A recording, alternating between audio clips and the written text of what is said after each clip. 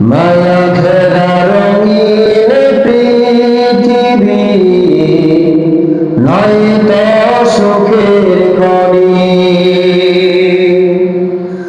মায়া ঘেরা রঙিন পৃথিবী নয় তো সুখের খনি। জান্নাত চির সুখের ঘর, জান্নাত চির সুখের ঘর যদি জানতে হবে তুমি। মায়া ঘেরা রঙিন পৃথিবী নয় তো সুখের খনি।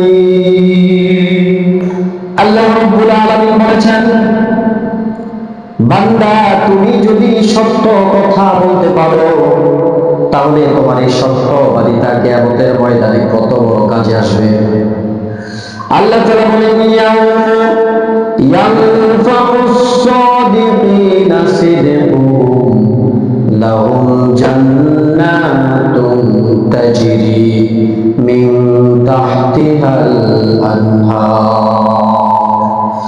রব্বুল আলামিন বলেন, একজন সত্যবাদী কাল কিয়ামতের ময়দানে এই সত্যবাদিতা মুক্তির রিজন হবে, কারণ হবে। সত্য কথা বলার কারণে আমি আল্লাহ তাআলা তাকে মুক্তি দান করব, জাহান্নাম থেকে মুক্তি দান করে তাকে আমি জান্নাতবাসী করব।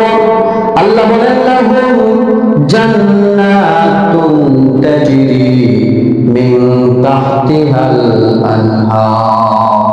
আমি আল্লাহ তাআলা সত্য কথা বলার কারণে তাকে কাল কিয়ামতের ময়দানে জান্নাত দান করব। কেমন জান্নাত দান করব? কতদিন সেখানে সে অবস্থান করবে?